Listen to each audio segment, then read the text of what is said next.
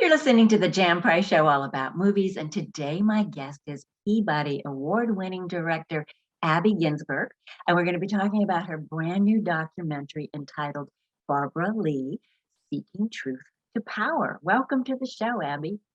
Nice to be here. Thanks for having me. Oh, it's my honor, actually. You have had such an illustrious career, doing amazing documentaries for years and years. And it tends most of the things that you've done have been more so about social injustice. Is that a correct assessment? Yes, more or less. I mean, what I do is let me sort of reframe it a little bit by saying Okay. I tend to do documentaries about people that are not well known, but who I believe, if they were better known, would inspire others in the same way that they have inspired me. So I don't make movies about people like Martin Luther King and Nelson Mandela, but to the extent that some of my characters have had interactions with them, then they become kind of background figures, and these unknown, lesser known people, sort of get center stage in my films. But almost every film I've had has been about either racial justice, social justice, some story about somebody being the first or one of the first few, say, African Americans on the bench, or the first Latino appointed to the California Supreme Court, or Albie Sachs, one of the first judges on the Constitutional Court of South Africa. So I'm interested in telling stories of lesser known people, or people who I think need a bigger spotlight. And then just through the normal course of sort of, kind of distributing a documentary, their stories get out to a broader audience. And similarly with Barbara Lee, I felt like her story really needed to be better known outside of her district and outside of her constituents. And so that led me to kind of pitch her the idea that, please let me do a film about you.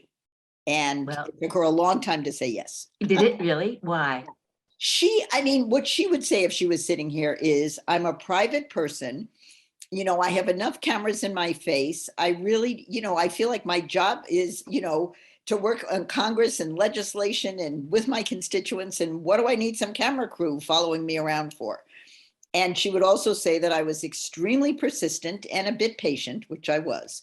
And eventually I wore her down, eventually my perseverance wore her down, and she eventually agreed to do it.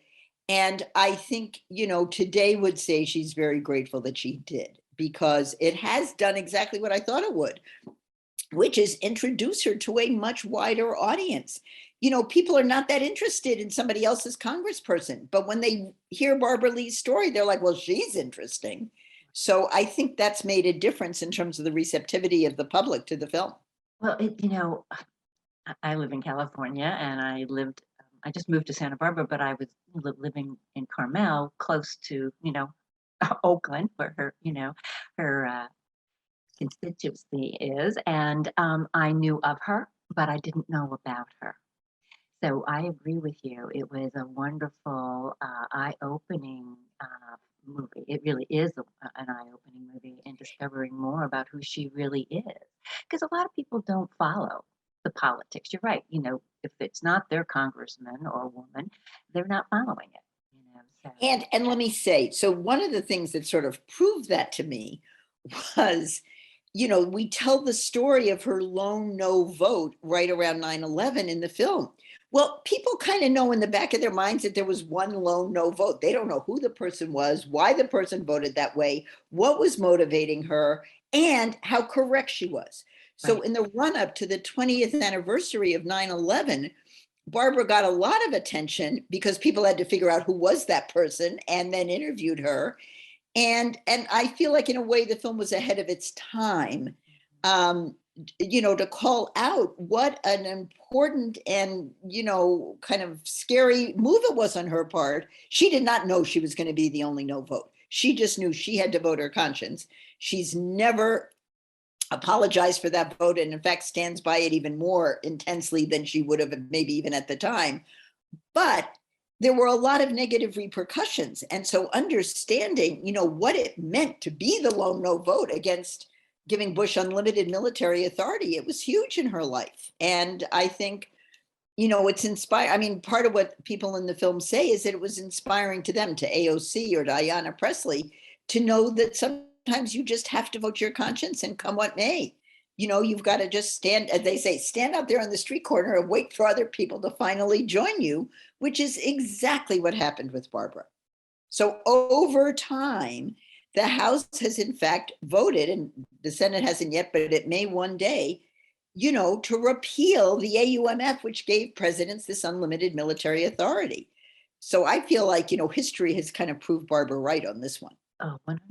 And you know what was so surprising? First of all, that she was the only vote, the only no vote.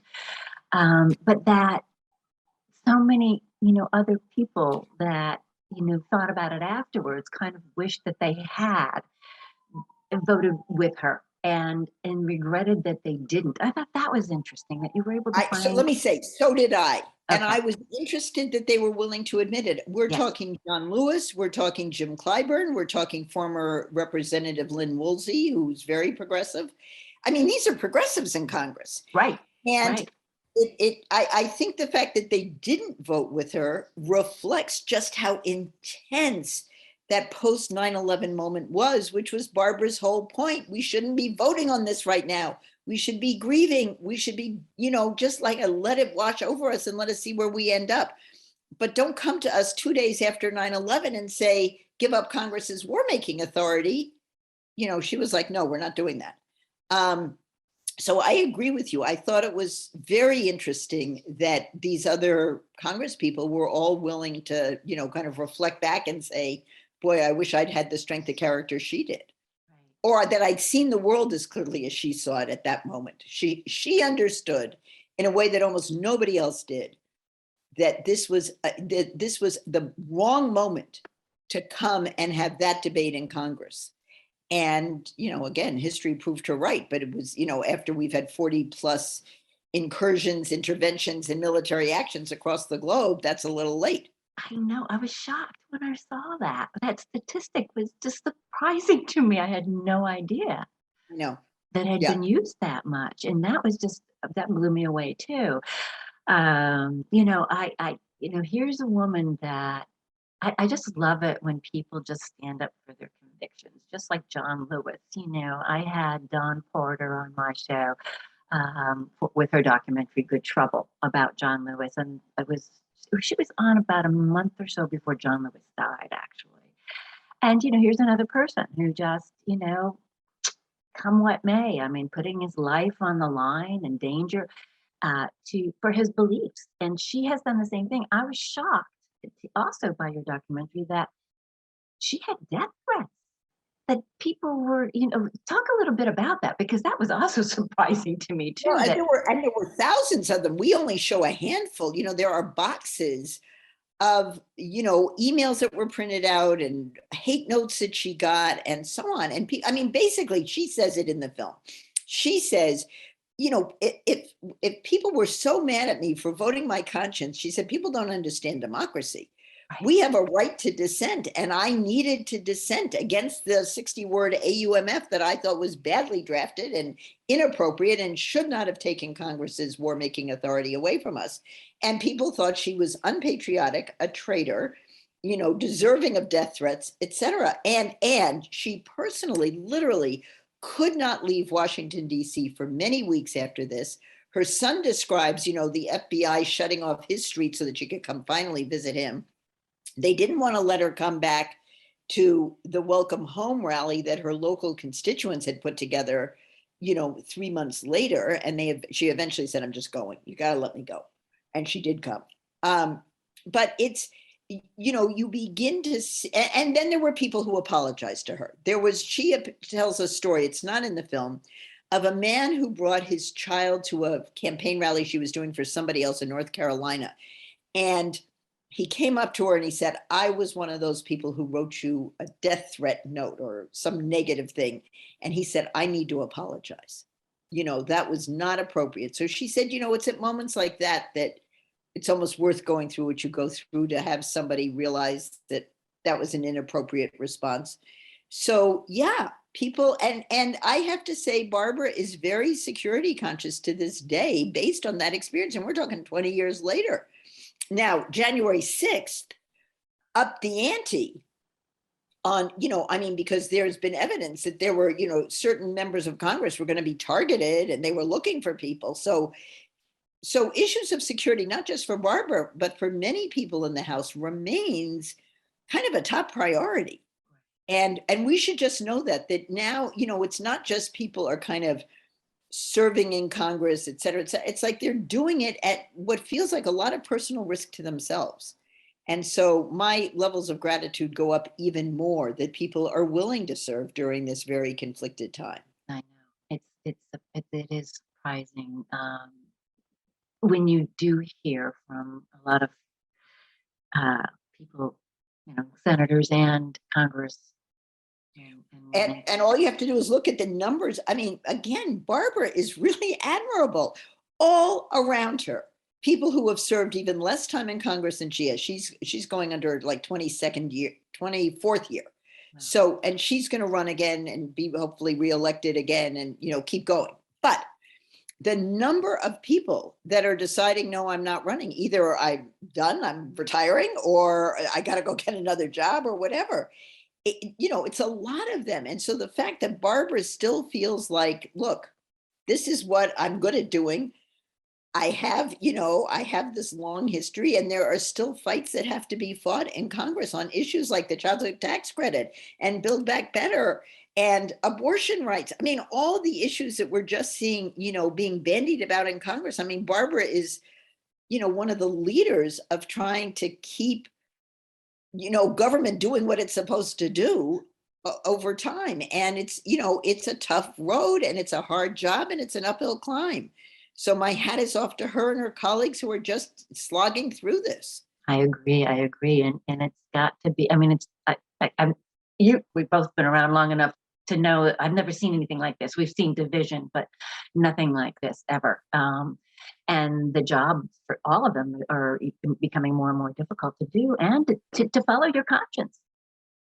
I mean, a lot of the people just I would just say Barbara's digging in. Barbara will continue to follow her conscience. I'm not the least, you know what I mean? I'm not worried about that either, but we need more. Yeah, she's not under pressure to really give up her conscience, and she wouldn't do it. I mean, right. At the point where she couldn't follow her conscience, she's out of the job. Right. So there's no question. And that also goes to why I wanted to make this film, is that I wanted to do kind of a deeper dive into, what is it about people's backgrounds that lead them to be particularly good advocates in the moment for things? So, we see her on the floor of Congress talking about food stamps. Well, she was somebody who had a tough time in her life, needed to be on food stamps. We see her mention that she got a federal government loan to buy a house in Oakland when she was a single mother with 2 kids. She understands the needs of the particularly Black community for healthcare and breakfast programs that the Black Panthers started. So there's a way in which, by having lived through sort of so many of these issues in her own life and felt the contradictions about whether or not she was going to be able to get help, she really sees herself as a frontline fighter on behalf of all the other women coming behind her who need help. And her view is the government should be here to help you. Right. Not to make it impossible for you to raise your kids, not to make it impossible for you to hold a job because you don't have childcare, not to make it impossible for you to go to school because you can't afford the school loans. So all I can say is that, her own personal background did a great deal to shape her and to shape, the kind of legislating that she is really committed to. It was interesting that she wasn't really willing in the beginning to talk about that she had been on food stamps and had, subsidized housing, or, had really benefited from the government programs. And so what changed her mind to finally? I think Lynn Woolsey says it in the film. Lynn said, Barbara, if we've been on welfare and we're not willing to say it in public and on the floor of Congress, who will? Right. And that, I think Barbara just did a 180 at that point and just said, okay. I mean, they were at that point, I think, the 2 welfare moms. There are now others, Cory Bush has been an amazing leader about being unhoused. And, but Barbara, she was, again, this whole thing about I'm private, I don't share my private life. She got over that pretty quickly. And Lynn Woolsey on the issue of being a welfare mother, I think really helped her break out of the, I can't talk about this box she was in. And she's been talking about it ever since. And because of the big uproar, for good reason, today about abortion, she and Pramila Jayapal and Cory Bush did an amazing, this was after the film was released, public testimony in Congress about what it meant to get abortions and for Barbara when it was illegal in Mexico. That's not even in the film because I felt like that was kind of going a little too far. So I stayed away from that in the film, knowing that let me say, I have her in the film talking about being a victim of domestic violence. Right. That has led to her being a big supporter of the Violence Against Women Acts, both in California and federally. The abortion story, although I knew it, I did not feel like I needed, I didn't feel like I personally needed to put it in the film. I thought other things spoke for themselves. But I was so proud of her when she and Pramila Jayapal and Cory Bush testified in Congress, because I knew how hard that was for her. That was her first kind of going public with this story. And the fact that all three of these women with three very different stories, were able to say, look, this is personal. We've been there. We know what it means. And each of us had a different reason for needing an abortion. And each of us would have had terrible consequences in our personal lives if we hadn't had one. So we've got to fight to keep this being a right for other, American women. I couldn't agree with you more. It's funny. It's interesting. I think your film is so complete with so many wonderful things in it that would have been just one more thing that might have taken away from the focus that you were trying to be, that your film is definitely telling this particular story about her. Yet there might be another film about that, another documentary. Yeah, that's funny that you sort of say that. I mean, it's like, I really feel like that little clip. I mean, maybe if this goes up somewhere, I can send you a clip and you can add it so people can watch this, because I found that testimony so compelling. And, my reaction over the last weeks and months in terms of what the Supreme Court has been doing is, you should be ashamed of yourselves. I'm old enough to say that I was in college when abortion in New York State, I went to Cornell, so it was in New York State, went from being illegal to legal. But you still couldn't get an abortion in Ithaca, New York. You had to go to New York City. You had to know someone. First you had to do a back alley abortion in New York City. And then as it became more legal, one did not know how to find them. And so we created a little group of people at Cornell, that were essentially the referral agency once it became legal in 1970 in New York. But if you lived in Illinois, as a new movie called The Janes points out, forget it. Right. It was being done by non-professionals in hotel rooms.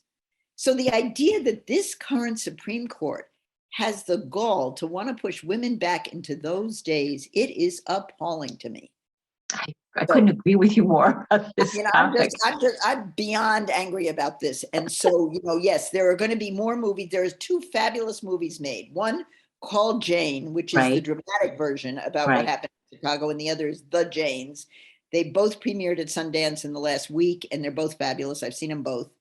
Well, interesting, because I saw one called The Janes a number of years ago, actually, at the Napa Film Festival. Is it the same one that's finally coming? It's brand new. It's brand new. Okay. And they went and they found as many of the Janes, which was the name, that they used for this group of women in Chicago.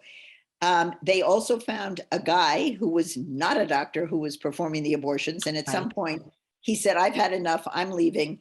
And he trained all the women how to do it. So this was, the idea, again, it's not the most complicated procedure, but if anything goes wrong, you can bleed out and die. It was, that's how desperate women are. I know.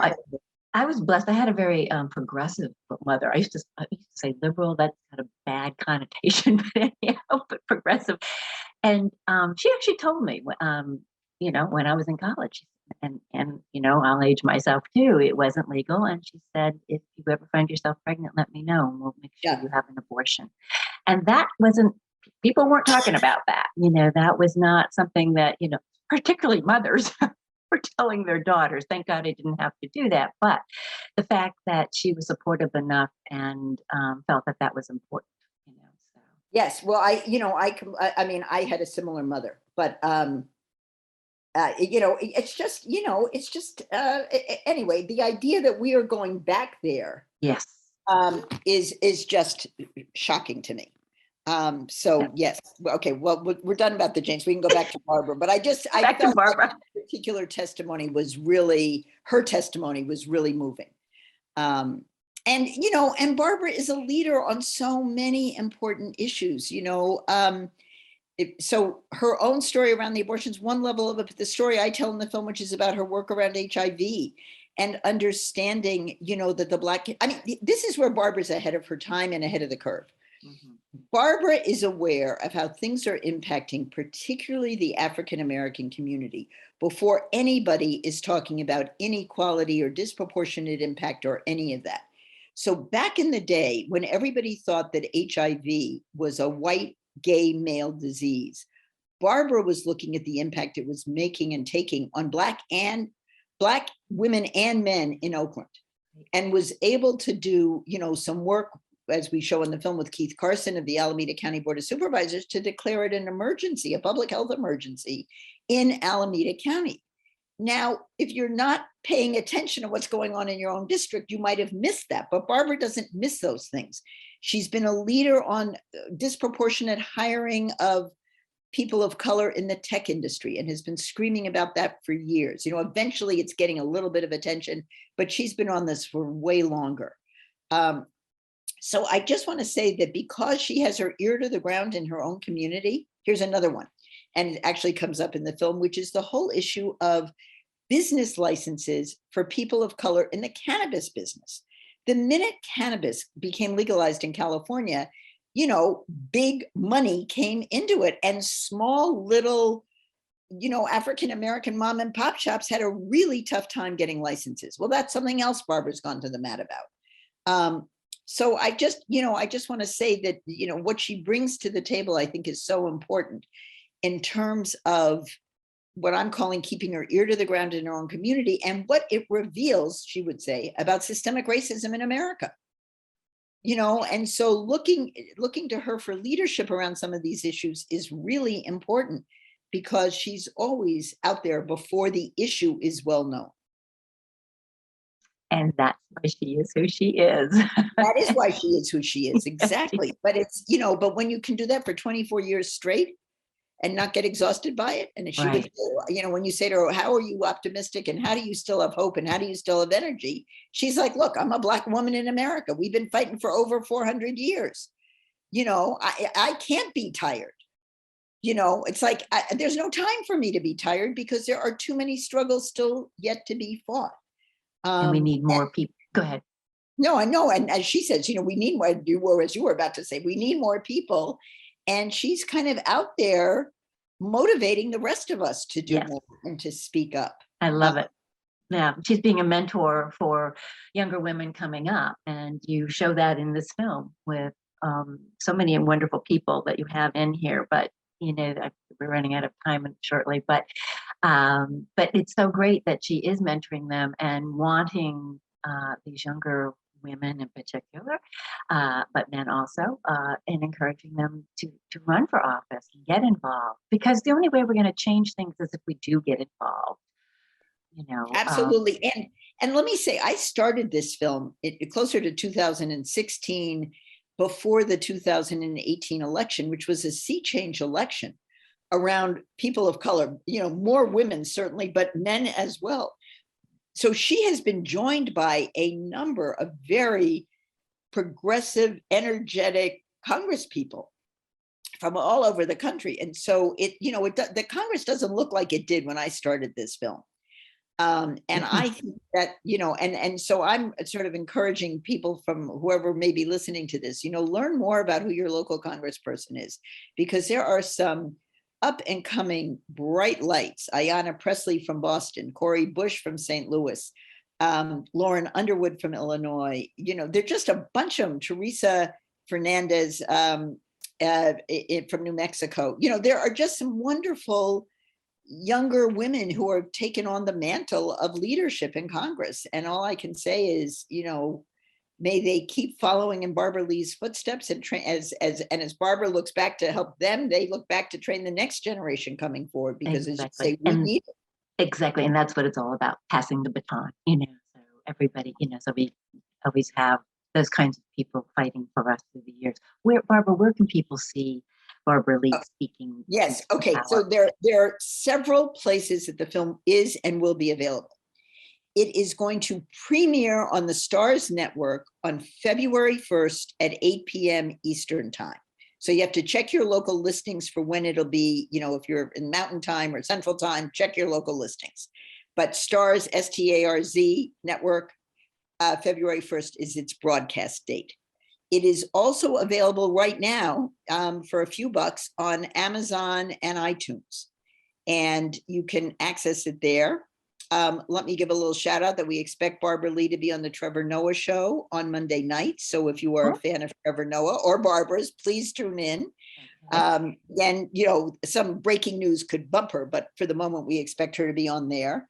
And we're still doing some film festival runs, but I would say for somebody who wants to see it, either watch it on Stars on February 1st or rent it on Amazon tomorrow. You don't have to wait to do that. You don't have to wait. Well, thank you, But you have to Abby. know just let me say this, you have to know the name of the film. And the name of the film is Barbara Lee Speaking Truth to Power, because you have to do a search in Amazon to find it. Great. Thank you so much. It's a wonderful documentary. People, please seek it out. You'll be inspired, and it's just, you're inspired on all different levels. And she's an amazing woman, and you did an amazing job with the film, Abby. So thank you so much for being on the show. I appreciate it. And thank you for having me. You're welcome. If you've missed any of the Jan Price shows all about movies, you can find us on my website, thejanpriceshow.com, where all the shows are archived, or wherever you listen to your favorite podcast, the iHeart Podcast Network, Spotify, Apple, Google, you name it, we are there. We're also on YouTube. Please go to our YouTube channel and subscribe and like us. And you can follow us on Twitter and Instagram at The Jan Price Show. Thank you all for listening.